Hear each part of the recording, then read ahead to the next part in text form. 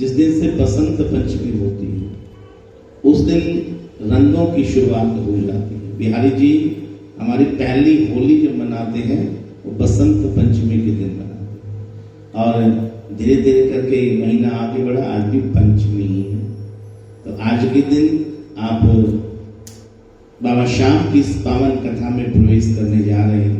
मैं राधा कृष्ण परिवार की तरफ से आज के आयोजकों का और पूरी कमेटी का, समस्त ग्रामवासियों का मैं हार्दिक अभिनंदन और प्रभु के चरणों में प्रार्थना करता हूं कि आपने इस पावन समय में, जब सारा संसार केवल अपना गांव, अपना हरियाणा, अपना भारत ही नहीं पूरा विश्व, जब बाबा श्याम के लिए एक निशान लेकर कोई पद यात्रा से, कोई दर्शन के लिए, कोई कैसे हर लोग जा रहे हैं, बाबा के दर्शन आ रहे हैं, और उसी समय में हम सबको उसी बाबा श्याम की कथा श्रवण करने का मौका मिल रहा है। तो इससे बड़े सौभाग्य की बात क्या हो सकती है। एक बार प्रेम से कहेंगे सभी। सबसे पहले एक प्रार्थना होती है बाबा श्याम के चरणों में, ताकि 7 दिन का हमारा जो आयोजन है हम आपके श्री चरणों में बड़े भाव से बिता दें और आपकी कृपा से ये बड़े ही भाव से संपन्न हो जाए। इसलिए आइए एक प्यारी सी प्रार्थना बाबा श्याम के चरणों में करते हैं। खाटू वाले श्याम बिहारी, कल काल में तेरी महिमा है न्यारी। खाटू वाले श्याम बिहारी, कल काल में तेरी महिमा है न्यारी। आरे हुओं का तुम हो सहारा, कहलाए जग में प्रभु कष्टहारी। मैं भी शरण में तुम्हारी पड़ा हूँ, तारो न तारो ये मर्जी तुम्हारी। मेरे हृदय का अरमान है, निगाहों में बस जा सूरत तुम्हारी। आठों पहर में तुझे ही निहारूं, बातें करूं तो करूं मैं तुम्हारी। हमें प्रीत तुमसे हुई श्याम प्यारे, तुम्हें प्रीत धारी तो होगी हमारी। माया में लिपटे तुहे जीव हमें, दया की नजर हम पे करना मुरारी। जब भी जन्म लूं बनूं दास तेरा, सेवा में अपनी लगाना बिहारी। नंदू हृदय कुंज से गूंज घूमे, श्री राधे श्री राधे श्री राधे प्यारी। श्री राधे श्री राधे श्री राधे प्यारी। श्री राधे श्री राधे श्री राधे प्यारी। श्री राधे श्री राधे श्री राधे प्यारी। श्री राधे श्री राधे श्री राधे प्यारी। बोलिए श्याम प्यारे बोलिए खाटू नरेश। आइए उस चरित्र की तरफ पढ़ते हैं जो चरित्र इस कली काल में सबसे ज्यादा पूजा जाता है, सबसे ज्यादा गाया जाता है, सबसे ज्यादा सुना जाता है। मेरी राधा रानी की कृपा से आने वाले इन 7 दिनों तक हम खाटू वाले बाबा श्याम का चरित्र एक 7 दिवसीय कथा सुनने जा रहे हैं, जिनकी कथा प्रसाद के द्वारा एक मानव, एक जीव, इस पृथ्वी का प्रत्येक प्राणी अपने कष्टों से बच सकता है, उनसे दूरी पा सकता है। कहते हैं अगर इस पावन कथा को कलिकाल में बाबा श्याम की महिमा को सुनाया जाना जाए तो एक व्यक्ति अपने पुरुषार्थ तक पा सकता है, पुरुषार्थ को पा सकता है। क्योंकि श्री ठाकुर जी ने, भगवान श्री कृष्ण ने बाबा श्याम को अपना नाम जो दिया है, भगवान जब अपने भक्तों पर कृपा करते हैं तो किसी को कुछ देते हैं, किसी को कुछ देते हैं, किसी को कुछ देते हैं। लेकिन खाटू वाले बाबा को तो भगवान ने अपना नाम दिया। और कली काल में आप सब जानते हैं सबसे बड़ी महत्ता किस चीज की है? नाम। तो मुझे अपनी वाणी से कहने में ये कतई भी संकोच नहीं हो रहा कि यदि कली काल में महिमा है, इस कली काल में इस संसार की दृष्टि से यदि जीवन को जीना है, सांसारिक भौतिक वस्तुओं की प्राप्ति करनी है, तो फिर बाबा श्याम को जानना, बाबा श्याम को पहचानना, उनकी पावन कथा को सुनना भी जरूरी है।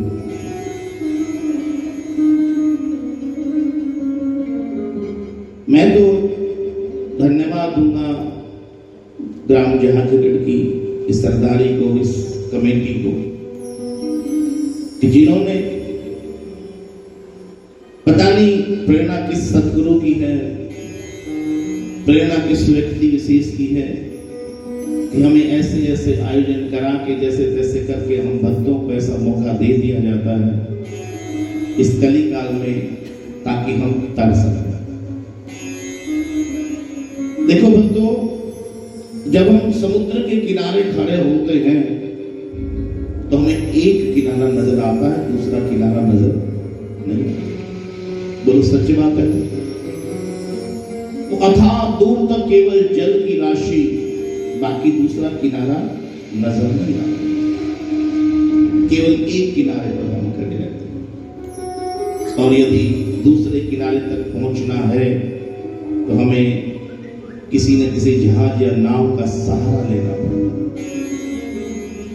तो हमारा जीवन भी तो एक बहुसागर है, इसके भी दो ही किनारे हैं, एक जीवन और एक मृत्यु। एक किनारे का हम सबको पता हम कब पैदा हुए थे, लेकिन दूसरा किनारा तो इस बहुसागर का भी नहीं है। पता नहीं वो दूसरा किनारा कहां है, किस तिथि पे आएगा, कुछ पता नहीं।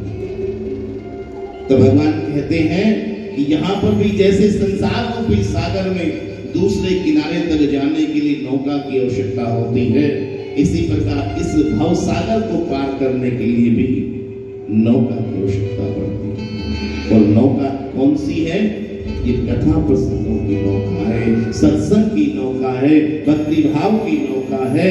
हम और आप प्रेमियों की बीच बैठकर भगवान के प्रसंग सुनने वाले लोग हैं। तो यहां पर हम सब इस भाव सागर को पार करने के लिए इस कथा रूपी नौका में सब विराजमान रहेंगे।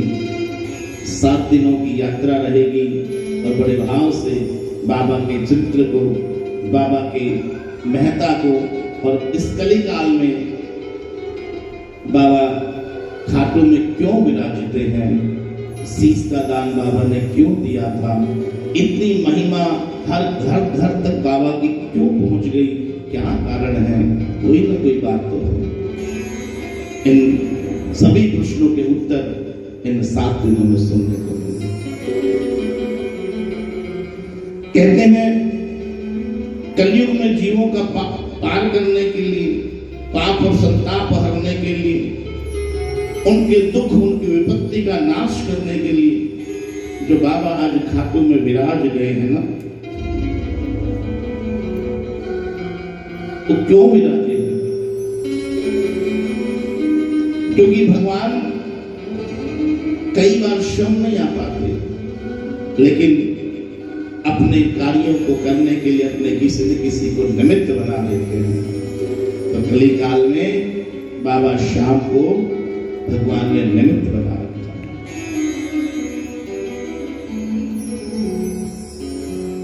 आज पूरा विश्व बाबा की कृपा का प्रसाद पा रहा है।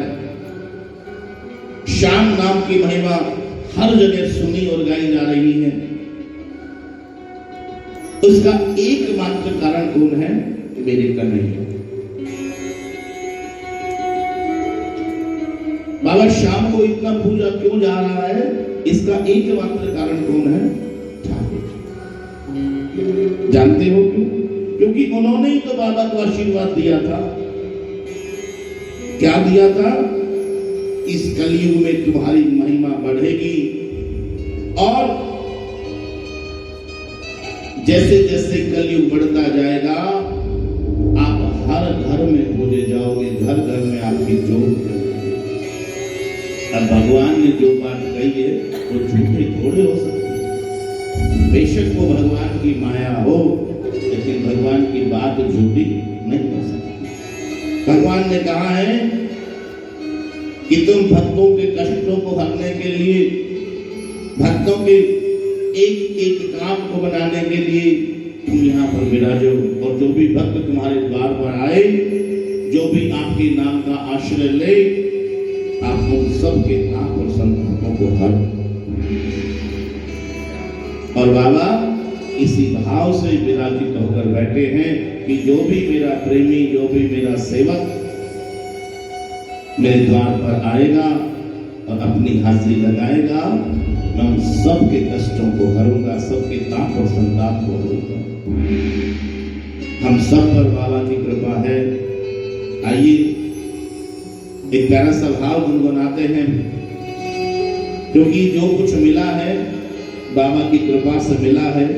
सबसे पहले उन्हीं का धन्यवाद यदि हम सब ने नहीं किया, क्योंकि आज हम सब यहाँ बैठे हैं।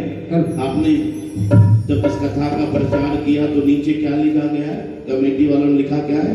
करने वाले श्याम और कराने वाले श्याम। यही तो लिखा है। तो हम जो यहाँ बैठे हैं वो कृपा केवल उन्हीं की है, ना हम करने वाले हैं ना कोई कराने वाला। अगर जो कुछ भी है सब उसी का दिया हुआ है और उसी की प्रेरणा से कब किसके मन में कौन सा भाव जग जाता है बस वो जानता है। आइए हम सब मिलकर एक प्यारा सा भाव, उनका धन्यवाद अपने शब्दों के माध्यम से उनके चरणों में समर्पित करते हैं। इतना दिया तूने ओ शीश के दानी,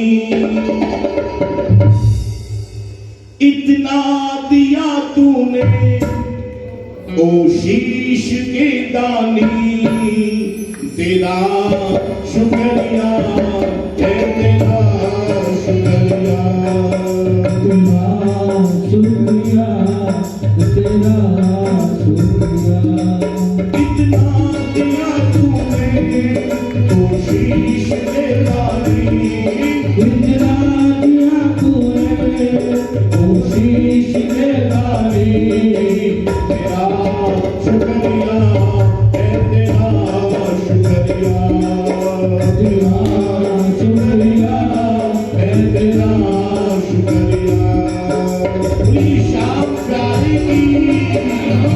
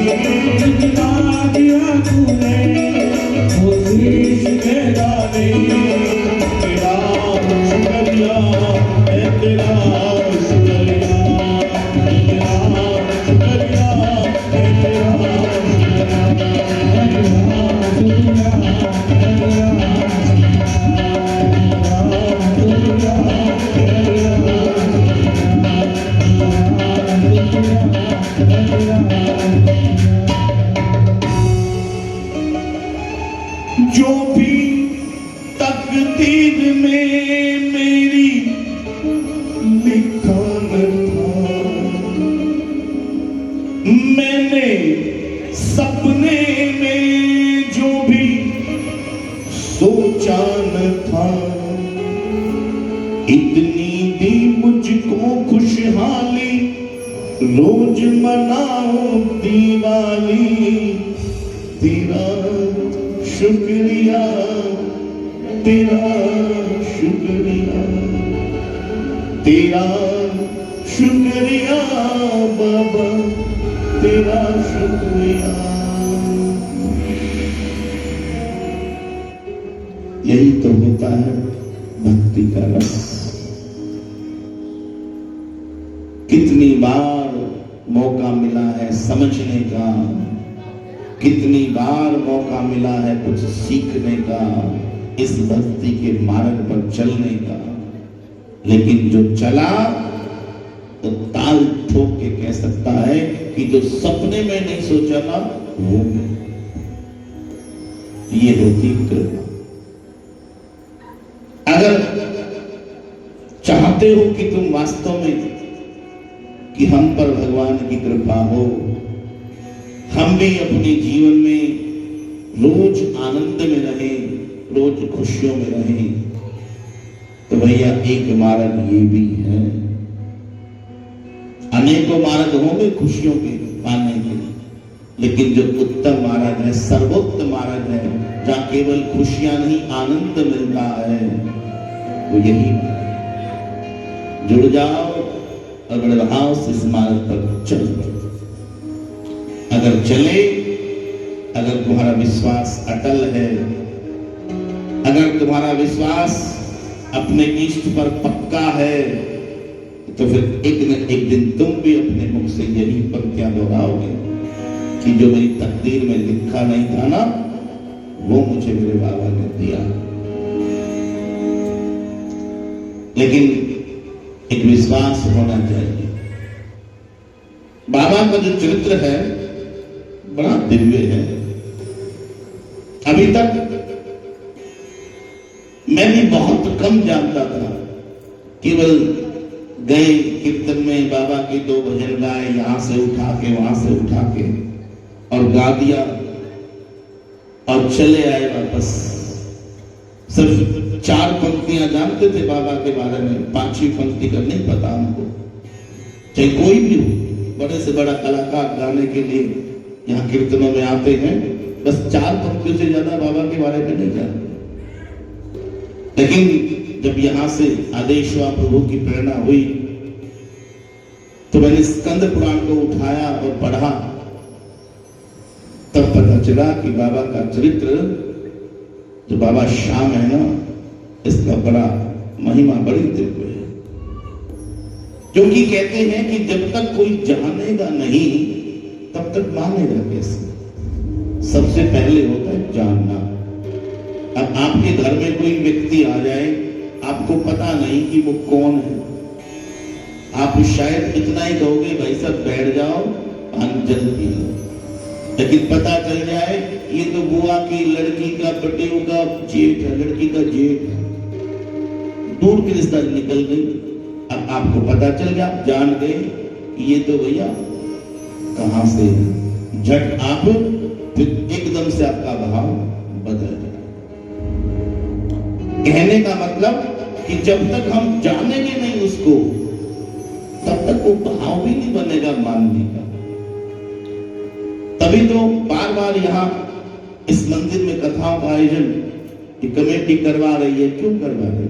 कभी श्रीमद् भागवत कथा का आयोजन करवाते हैं, कभी मायने का आयोजन करवाते हैं, कभी आपको भगत माल कथा सुनवाई जा रही है, बाबा श्याम की कथा सुनवाई जा रही। क्यों? ताकि आप समझ जाओ कि भक्ति क्या है, भगवान क्या है। और जैसे हमें पता चल गया कि कौन है, तो भैया फिर हमें कोई रोक नहीं सकता इस मार्ग पर चलने से। फिर तो हम बड़े भाव से लगातार आगे बढ़ते ही चले जाएंगे, बढ़ते ही चले जाएंगे। देखो, सहयोग तो सबका होता है, कृपा ऊपर वाले की होती है, करने वाले 2-4 होते हैं।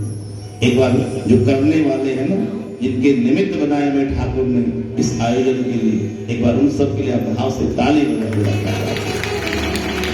क्योंकि अगर ऐसे आयोजन नहीं होंगे, हम कभी भी जान नहीं पाएंगे। मैं खुद आश्चर्यचकित हूं माताओं, मैं हृदय से बता रहा हूं कि मैं खुद नहीं जानता था कि बाबा श्याम कौन है। एक बार तो हम वृंदावन में बैठे थे और बाबा श्याम की चर्चा चली, तो एक सज्जन महापुरुष कह रहे हैं, अजी हम तो पूरे देवता की पूजा करते हैं, केवल मुंडी की पूजा नहीं करते। उस वक्त हमें भी नहीं पता था, हम भी उस हंसी में शामिल हुए। लेकिन जब स्कंद पुराण के इस कुमारी का खंड को पढ़ा तब पता चला कि बाबा श्याम कौन है। एक जन्म नहीं, 2 जन्मों की कथा सुनाएंगे। क्योंकि जब यहां पर भगत माल कथा का आयोजन हुआ तब मैंने कहा था कि जब भगवान की कथा करने में कोई दिक्कत नहीं होती, लेकिन जब भगवान के भक्तों की कथा सुनाई जाती है वहां पर बड़ा ध्यान रखना पड़ता है। क्योंकि भगवान के भक्तों की कथा को सुनने स्वयं भगवान आते हैं। तो बाबा श्याम जो है केवल एक नाम नहीं मिला, भगवान के बहुत पक्के और सच्चे सेवक हैं कन्हैया के। जैसे इतने सारे संतों के नाम सुने, उन संतों की महिमा सुनी जानी, लेकिन वो संत अपने केवल एक लेवल तक रह गए। लेकिन बाबा श्याम इस कलिकाल में आगे निकल गए, क्योंकि उन संतों पर तो केवल मेरे कन्हैया की कृपा थी, कृपा प्रसाद की कृपा थी, लेकिन नाम की जो कृपा की वो केवल बाबा श्याम पर की। इसलिए बाबा श्याम कलिकाल में बहुत आगे चले। कहते हैं महाभारत के अंदर तो बाबा श्याम का बहुत छोटा सा चित्र का वर्णन आता है, लेकिन वेद व्यास जी द्वारा जो ग्रंथ लिखा गया है जिसके बारे में मैं चर्चा कर रहा हूं, सकंद पुराण, जिसके अंदर 81,000 श्लोक हैं, और उसी सकंद पुराण का एक खंड है कुंवारी का खंड, उसमें बाबा श्याम के चरित्र को गाया गया है, बताया गया है। तो मैं कोशिश करूंगा इन 7 दिनों में उसी सकंद पुराण के आधार पर जो बहुत सारी बातें बाबा श्याम के बारे में आप और हम नहीं जानते, उनको सुनने का मौका यहाँ पर आपको मिलेगा। हालांकि बाबा श्याम का जो चरित्र है 3 दिवस में लगभग पूरा हो जाता है, लेकिन फागुन का महीना है और मस्ती फागुन की बहुत ज्यादा होती है। हमें आदेश मिला कि 3 दिन में कुछ होने वाला नहीं है, कथा होगी तो 7 दिनों की करो। मैंने कहा 5 दिनों की रख लो, 2 दिन बढ़ा लेंगे इधर से कुछ करके। बोले उत्सव होना चाहिए चकाचक, कम से कम 1-2 दिन में तो लोगों का भाव बनता है। यदि 7 दिन तक हम बाबा श्याम की चर्चा करेंगे तो भैया फिर ये उत्सव है ना, उस रंग महल में बदल जाएगा जिस रंग महल में हर प्रेमी जाना। तो आपको कुछ महाभारत की बातें, स्कंद पुराण की कुछ अन्य बातें सबको शामिल करते हुए इस कथा में आगे बढ़ेंगे और बड़े आनंद के साथ इन 7 दिनों तक बाबा श्याम के श्री चरणों का आश्रय लेकर इस पावन कथा रूपी गंगा में डुबकी लगाते रहेंगे। बोली श्याम प्यारे की।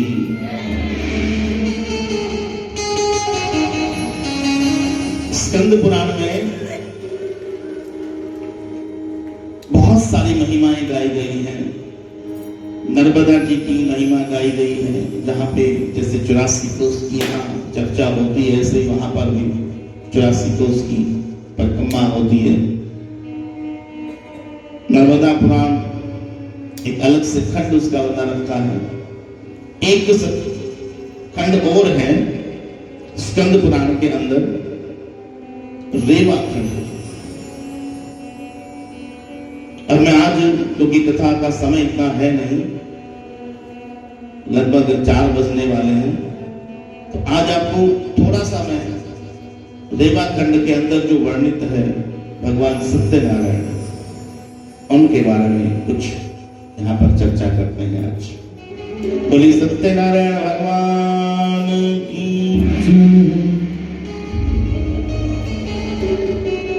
नाम तो सुना होगा सब, कथा भी कराते हैं, व्रत भी करते हैं। किसने सुनी है सत्यनारायण भगवान की कथा?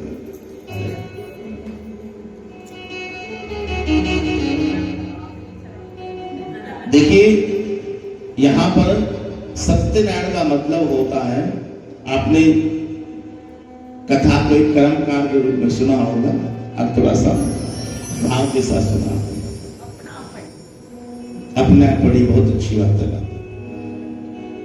सत्यनारायण का मतलब होता है सत्य ही नारायण है और नारायण ही सत्य।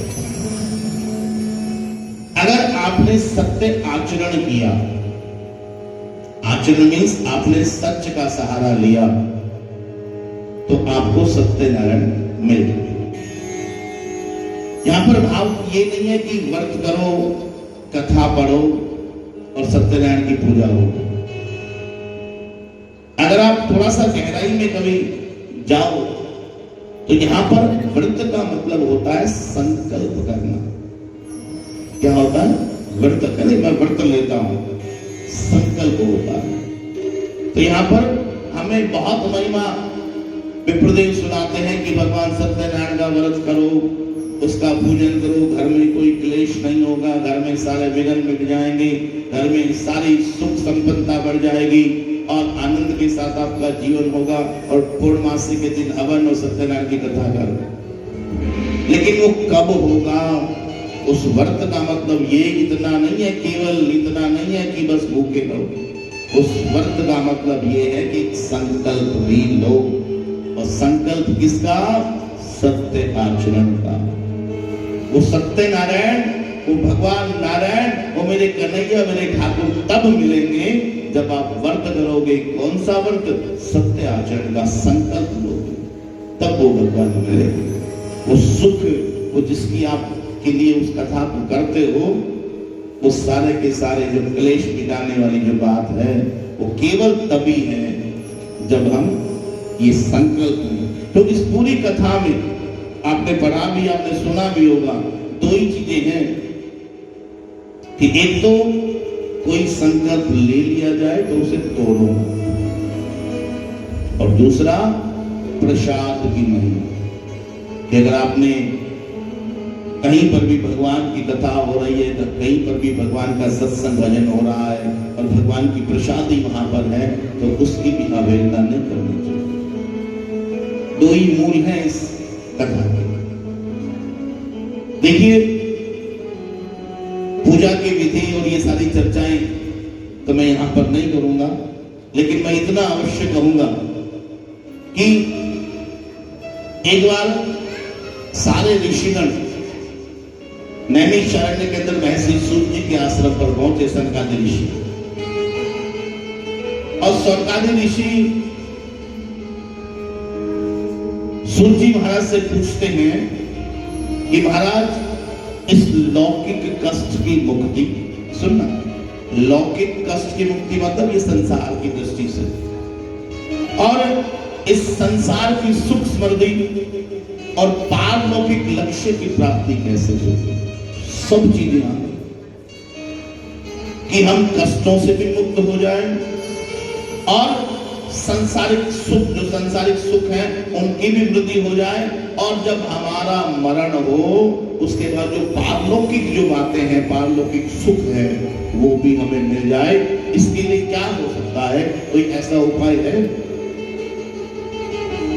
अब देखो, कुछ बचा नहीं मानने को, सब कुछ आ गया इसमें। तब सूत जी महाराज कहते हैं हाँ है। और क्या बताया? ये भगवान सत्यनारायण का व्रत और कथा।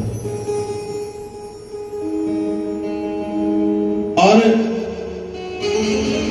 अब इससे ये सिद्ध हो गया है कि जिस कथा को हम सुनने जा रहे हैं वो हमें क्या क्या दे सकती है।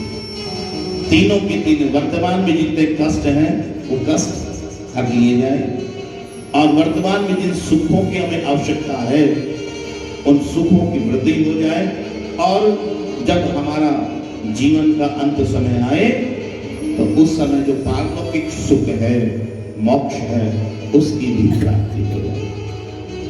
तब भगवान ने नारद जी को यही उपाय बताया था। यहां पर सूत जी महाराज बताते हैं कि भगवान नारायण ने नारद जी को बताया था कि इस कली काल में यदि कोई व्यक्ति इस सत्यनारायण भगवान का व्रत और कथा सुनेगा करेगा, उसे तीनों चीजें सहज मिल जाएंगी। देखिए, थोड़ा सा कथा में लेके चलता हूं कि काशी में एक ब्राह्मण था और वो ब्राह्मण बहुत गरीब, ज्यादा उसके पास नहीं, रोज भटकता रहता, इधर से उधर, इस मंदिर में गया, उस मंदिर में गया, कहीं से कुछ मिल गया तो ले लिया, कुछ खाने को दिया तो नितांत गरीब। और जब वो रोज भगवान के दर्शन तो उसके हो जाते, जो कुछ मिलता उसे खा लेता। एक दिन भगवान उन पर रीझ गए और एक बुजुर्ग का भेष बनाकर उस ब्राह्मण के सामने आए और पूछा कि हे विप्रदेव, आप ये दर दर क्यों भटकते रहते हैं, पूरे दिन घूमते रहते हैं, क्या कारण है? तो ब्राह्मण देव कहते, प्रभु मेरे पास कुछ है ही नहीं, ना मेरे पास अपना घर है, ना मेरे पास पहनने को कपड़े हैं, मैं तो भटकता इसलिए रहता हूं, कोई कुछ मुझे दे दे ताकि मेरा गुजारा हो।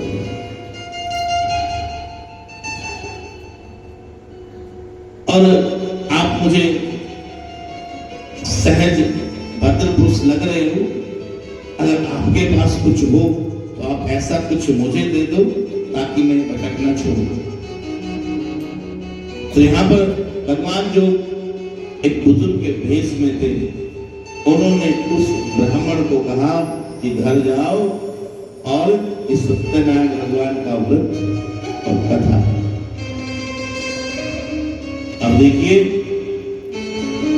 उस बुजुर्ग ने सारी विधि समझाई ब्राह्मण देव को, सारा तरीका समझाया व्रत को कैसे करना है, और कथा बताई कि कैसे इस कथा को पढ़ना सुनना है। अब सब कुछ सहज धारण करके वो पंडित जी अपने घर पहुंचे, अपने जहां पर एक व्यवस्था बना रखी थी, और मन में संकल्प लिया कि मैं इसे अब की बार जब पूर्णिमा आएगी तो जो इस बुजुर्ग ने बताया है इसको मैं अवश्य करूंगा। और जैसे ही संकल्प लिया, कहते हैं अगले दिन से ही विप्रदेव को तो खूब सारा पैसा मिलना शुरू हो गया, और पूर्णिमा आते आते इतना धन इकट्ठा हो गया कि वो अपने सारे जो सामग्री थी आराम से खरीद सकता था। पूर्णिमा का दिन आया, बड़े भाव से जो तरीका बताया था भगवान ने, जो एक बुजुर्ग के वेश में आए थे, उस तरीके से इस सत्यनारायण भगवान के व्रत को रखा और इस कथा को किया। तो कहते हैं सदा सदा के लिए उस ब्राह्मण का जो दरिद्रता थी वो दूर। भगवान समझाने का प्रयास कर रहे हैं कि महिमा क्या है। ये कोई कथा हवा में नहीं है, वैसे लगता है कि हवा में है कथा, कि ऐसे ही कोई जोड़ ली किसी ने, एक व्रत किया अमीर हो गया, असंभव सा लगता है मात्र। लेकिन यहां पर इस कथा को जोड़ने का मतलब मर्म क्या है? मर्म इतना है कि तुम भाव से भगवान की भक्ति करो तो भैया, हमारे चाहे कितने भी कष्ट हो, कितने भी चाहे दरिद्रता में हम फंसे पड़े हो, यदि ईमानदारी से तरीके से भगवान की भक्ति की जाएगी तो वो भगवान उसे अवश्य ही कष्टों को दूर करेंगे। ये सिर्फ इसलिए इसको शामिल किया गया है, ये समझाने के लिए इन प्यारे प्यारे भक्तों को कि तुम एक बार करो तो सही। केवल सत्यनारायण व्रत की बात नहीं है, मैं भक्ति की बात कर। एक और इस कथा में उदाहरण लक्कड़हारे का, एक लक्कड़हारा था, वो भी गरीब था। उसने देखा कि वो पंडित जी बड़े विधान से सत्यनारायण भगवान का व्रत पूजन कर रहे हैं। पूछा कि आप क्या कर रहे हो, महिमा बताई। लक्कड़हारे ने भी सोचा कि अगली पूनम को मैं करूंगा। जैसे ही संकल्प लिया, उसकी लकड़ियां दुगने भाव पर बिकी, फिर से व्यवस्था हो गई और उसने भी इस व्रत को बड़े भाव से किया और वो भी धन धान्य से परिपूर्ण। ये उदाहरण जो दिए जा रहे हैं कथाओं में, इनका मतलब सिर्फ इतना है कि यदि भाव के साथ एक बार शरण में चले गए तो फिर चाहे वो कष्ट कैसा भी हो वो निश्चित रूप से हमसे परे होगा और हम भगवान की शरणागति हो जाए। जैसे मैं बता रहा था कि कथा के दो लक्ष्य हैं, एक संकल्प और एक प्रसाद का अपमान। संकल्प को पूरा ना करना। इस कथा में आता है कि एक बनिया था जिसका नाम था साधु। साधु नाम का बनिया एक नदी किनारे एक महाराज इसी व्रत का पारायण कर रहे थे। महाराज जी का नाम था उल्कामत। बड़े ही धर्मप्राण राजा थे, जितेंद्रिय थे, बड़े भगवान की सेवा पूजा भाव से करते थे। तो साधु नाम के बनिए ने देखा कि नदी किनारे देखो राजा होकर और भाव से भगवान की सेवा पूजा कर रहा है, ऐसा क्या है स्वर्ग में? तो राजा उनका मुख ने बनिए को बताया सब कुछ कि भैया एक सत्यनारायण भगवान का व्रत है, पूर्णमासी के दिन होता है, जो करता है उसके सब कष्ट दूर हो जाते, जीवन में धन धान्य की कमी नहीं है। अब साधु बनिए को तो धन धान्य नहीं चाहिए था, स्वार्थ बस उसने भी कहा ठीक है महाराज जरा हमें भी बता दो कैसे करना है। और मेरे घर में कोई संतान नहीं है, वहां पर जल हाथ में लिया, संकल्प लिया नदी किनारे कि अगर मेरे घर में संतान हो गई तो मैं भी सत्यनारायण का व्रत रखूंगा। इसकी सत्यनारायण कथा का जो आयोजन है वो करूंगा। अब देखिए भगवान तो बहुत जल्दी सुनते हैं, कहते हैं संतान भी हो गई। एक कन्या हुई, पत्नी ने कहा कि आपने संकल्प लिया था, देखो भगवान ने सुनी, लक्ष्मी के रूप में कन्या आई है, आप इस व्रत का पारायण तो कर लो। लेकिन व्यापार में इतना मस्त, अपने धन में मद होकर इतना मस्त, कहा कि जब कन्या की शादी होगी ना तब करो। अब वर्षों बाद डाल दी, लेकिन भगवान कभी नाराज नहीं हुए। धीरे धीरे समय के साथ साथ कन्या भी बड़ी हो गई और योग्य वर जब तलाशने की बारी आई, अब कोई मिल नहीं रहा, तो साधु नाम के बनिए ने फिर भगवान से संकल्प कर लिया कि भगवान अच्छे से घर में रिश्ता करवा दो, व्रत तो मुझे करना है।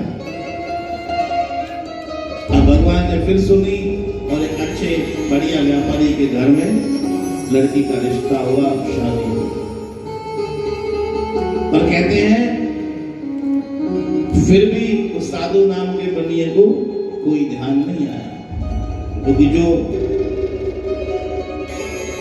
जमाई मिला था वो उससे भी अमीर, और व्यापार उसके साथ साझेदारी में करना शुरू किया और उस व्यापार में फिर उलझ के रह गया, कोई व्रत का ध्यान नहीं आया। और कहते हैं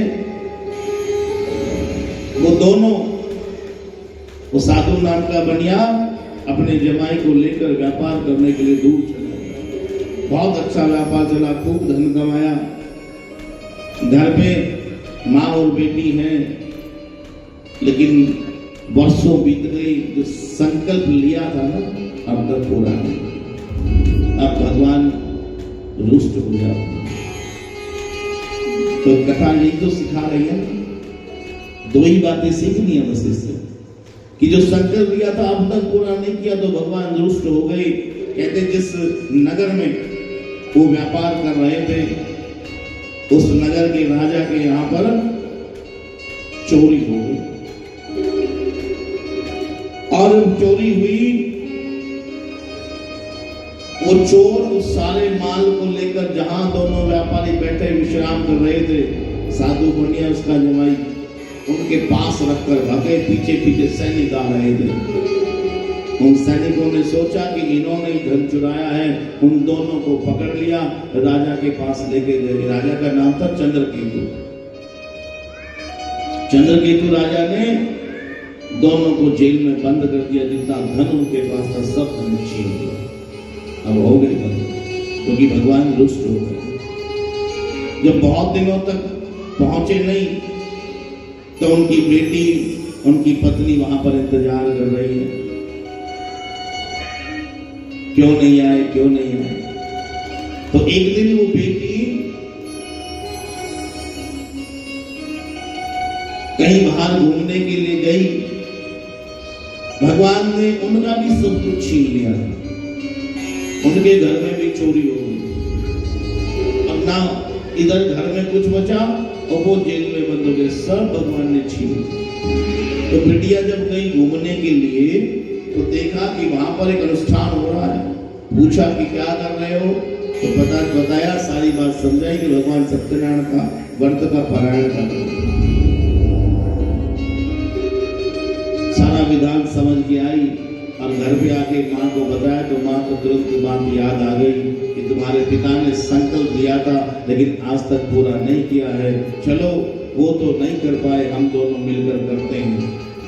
और उन्होंने उस संकल्प को आज पूरा किया। भगवान रीझ गए, क्योंकि भगवान अपने भक्तों से नाराज थोड़ी होते हैं। वो तो कुछ पल के लिए परीक्षा लेने के लिए कुछ थोड़ा वो एक आधी बार डोर को हिला देते हैं। और उधर राजा को, चंद्रकेतु को सौवन में भगवान ने दर्शन दिए, कहा कि तुमने जिनको पकड़ा है ना वो चोर नहीं। और राजा ने उधर उनको छोड़ा, सारा धन वापस किया, सारा धन लेकर नाव में सवार होकर वापस आने लगे। इधर ये हर महीने सत्यनारायण भगवान का व्रत रखते हैं, लेकिन एक दिन पूर्णिमा का दिन सारी कथा पूरी हो गई।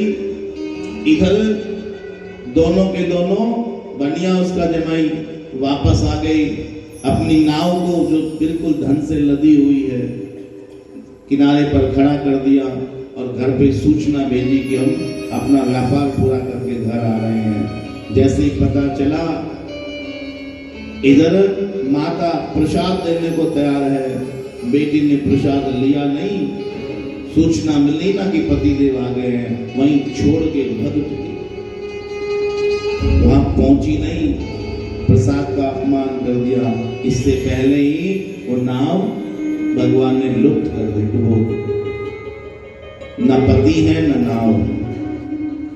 वहां जाके देखे तो रोए, पिता ने गले लगाया, सारी बात पूछी। अब पिता को भी समझ में आ गई थी कि हमसे गलती कहाँ हुई। दोनों वापस आए और प्रसाद को दोबारा से ग्रहण किया।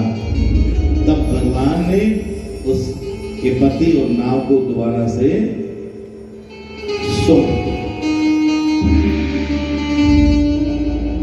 अब मैं ज्यादा महिमा तो नहीं इसमें आपको बताऊंगा, कुल मिला के भाव ये है, पूरी कथा से आपको दो बातें सीखने को मिल रही है कि यदि आपने जीवन में कोई भी संकल्प लिया है या तो लो, अगर लिया है तो उसे पूरा, चाहे वो फिर कैसा भी हो, उसमें कितना भी खर्चा लगता हो और चाहे कुछ भी हो। संकल्प लेने से पहले 3 बार सोच लिया करो। कई बार ले लेते हैं ऐसे ही उठा के, लो जी, कोई भी कष्ट आया और जड़ से पता नहीं क्या से क्या 12-13 चीजें एक साथ बोल देते हैं। अब वो काम पूरा हो जाएगा तो 1-2 ही है, वो 10 तो भूल गए क्या क्या बोलना था। कहाँ की मन्नतें, कहाँ का धागा, क्या क्या सवामणि और पता नहीं क्या क्या बोल देते हैं। और भगवान ने पूरा कर दिया, आधी याद रहती है, कोई 2-4, और बोलिए कितनी थी गिनती नहीं। अब इससे बचने का उपाय क्या है? एक इष्ट बना लो, इष्ट एक रखो, फिर ये गलती आपसे होगी नहीं। कहते हैं घर में जब है भाई, चाचा भी हैं, ताऊ भी हैं, भाई भी है, बड़ा दादा भी है, बच्चा अगर पैसे की आवश्यकता होगी तो किसके पास जाएगा? पापा के पास। मांगना खाना एक से। प्रणाम दादा जरूर करो, प्रणाम चाचा को भी करो, प्रणाम भाई को भी करो, प्रणाम ताऊ जी को भी करो, लेकिन पैसे किससे लो? पापा से। कहने का मतलब समझ गए? प्रणाम सबको करो। इधर बिहारी जी हैं प्रणाम, उधर बाबा श्याम बैठे हैं, हनुमान जी हैं, हमारे कन्हैया हैं, भोले बाबा, सबको प्रणाम करो, लेकिन मांगना खाना एक से रखो बस। फिर है ना ये जो संकल्प तुम इधर उधर के फंस जाते हो, पता नहीं कहाँ के क्या क्या बोल देते हो। मैं सच बता रहा हूं, सब बराबर। आस्था आपकी बलवान होनी चाहिए, कोई छोटा बड़ा नहीं है। हमारी मति यदि छोटा बड़ा समझती है तो गलती हमारी बुद्धि की है, भगवान की नहीं। हम अपनी बुद्धि के निमित्त भगवान को छोटा बड़ा कर लेते हैं। कोई छोटा बड़ा नहीं, भगवान सब बराबर। जो एक छोटा सा देवता आपको दे सकता है जिसको आप कोई नहीं मानता, केवल आप मान लो, और एक उसको संसार मानता है। अगर भाव से दोनों को पूजा जाए तो दोनों बराबर की आप पर कृपा कर सकते हैं, बशर्ते आपके भीतर भाव होना चाहिए। अब ज्यादा क्या कहें, कहते हैं कि राजा दशरथ का नाम सुना है ना? राजा दशरथ वो भी पहले जन्म में सत्यनारायण भगवान का व्रत किया करते थे, तब जाके उन्हें ये जीवन मिला। राजा दशरथ के रूप में राम के पिता बन गए। और जो ब्रजमंडल में जितनी गोपियां भगवान कन्हैया के साथ आई, उनके साथ रास रचने के लिए, वो भी पूर्व जन्म में यही सत्यनारायण भगवान का व्रत करता करती। और सुदामा जी भी पूर्व जन्म में इसी व्रत का सहारा लिया करते। तो कहने का मतलब कि आप भी कोई एक ऐसा संकल्प जीवन में लो और किसी दूसरे का अपमान मत करो, तो आपकी भी संकल्प की सिद्धि हो जाएगी। बोली श्याम प्यारी की।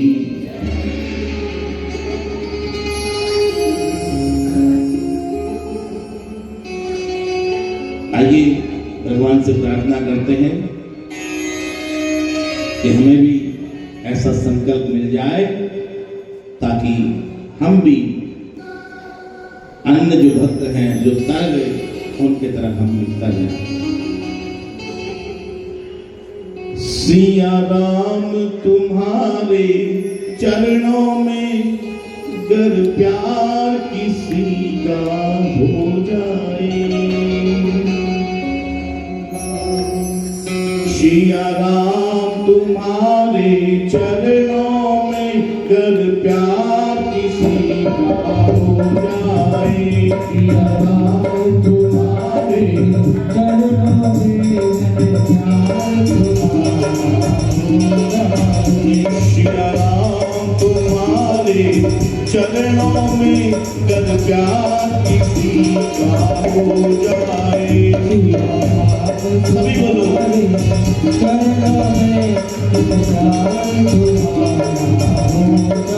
ये तो चारों की तो बात ही क्या संसार से हो जाए, तो चारों की तो बात ही संसार से हो जाए।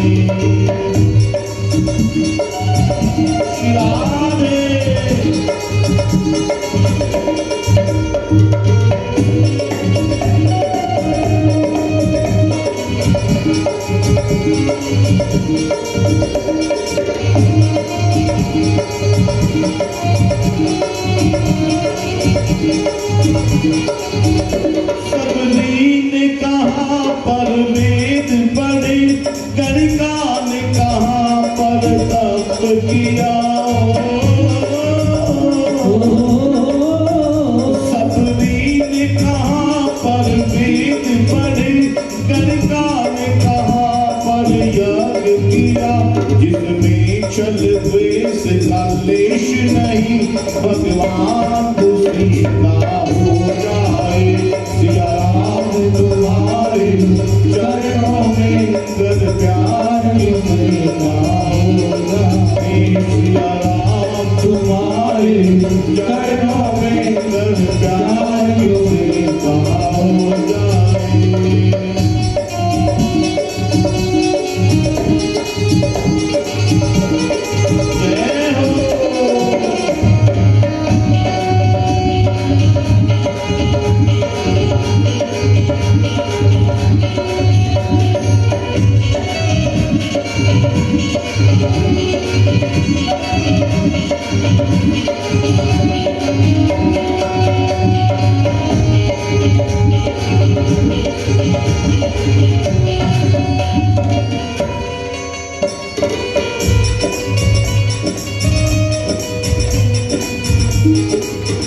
प्रहलाद तो छोटा बालक था पर प्यार किया परमेश्वर से। प्रहलाद तो छोटा बालक था पर प्यार किया परमेश्वर से। संसार का होकर क्या लेना एक बार प्रभु का हो जाए। तुम्हारे चरणों में प्यार हो जाए। सिया राम तुम्हारे चरणों में कर प्यार किसी का हो जाए।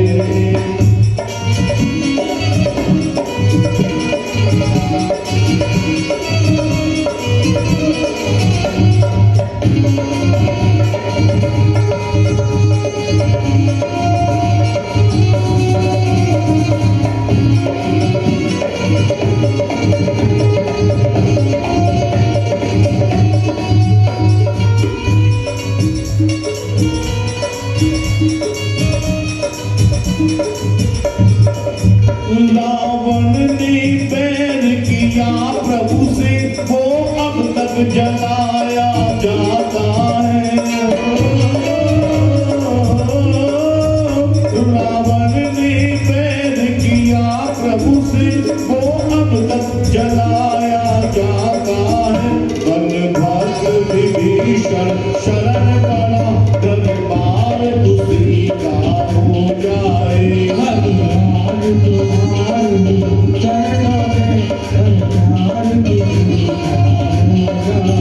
सिया राम तुम्हारे चरणों में कर प्यार किसी का हो जाए।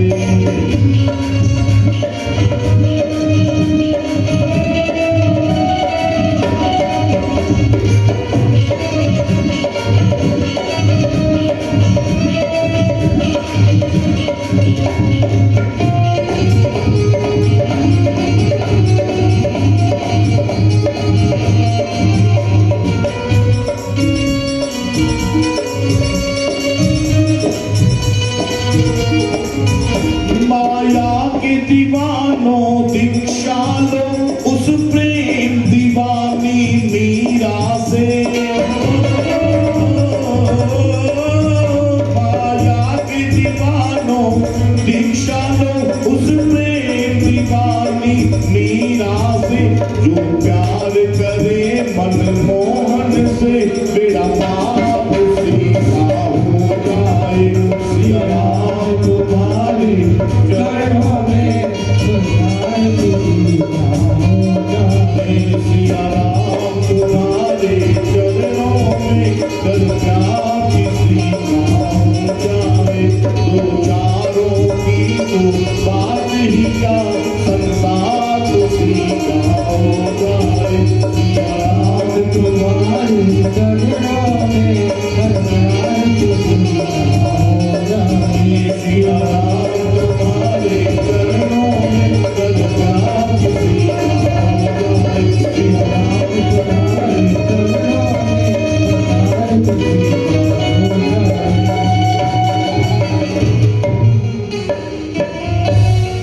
प्रेम से कहेंगे राधे राधे। सबरी ने कहाँ पर वेद पढ़े गणिका ने कहां पर यज्ञ किया। अगर हम कुछ भी नहीं जानते, हमें कुछ भी नहीं आता, ना जप न तप न कोई मंत्र न कोई तंत्र, लेकिन एक चीज आनी चाहिए, प्रेम करो। अगर आप भगवान के सारे विधान जो हैं इनको नहीं जानते, लेकिन केवल और केवल प्रेम करना जानते हैं, तब भी आप भगवान के बन सकते हैं। आइए अब कथा को ये विश्राम देते हैं। अब आरती के लिए यजमान है हमारे परिवार, कृपा आगे आ गए। और आज क्योंकि वो लोग आज सत्यनारायण भगवान कथा सुनी है, तो माता लक्ष्मी की कृपा सब पर हो। देखना चाहिए कि आप इस व्यासपीठ से कहना, जो नहीं यहाँ पर आ पाए वो हो जाने उनका क्या हो। आज लक्ष्मी मैया की आरती ही करेंगे। सब अपने स्थान पर खड़े हो जाओ और मिलकर करते हैं आज का। ओम जय लक्ष्मी रमण स्वामी, जय लक्ष्मी रमणा, सत्यनारायण स्वामी, सत्यनारायण स्वामी, जन पातक हरणा। ओम जय लक्ष्मी रमणा, रतन चरित सिंहासन, अद्भुत छविला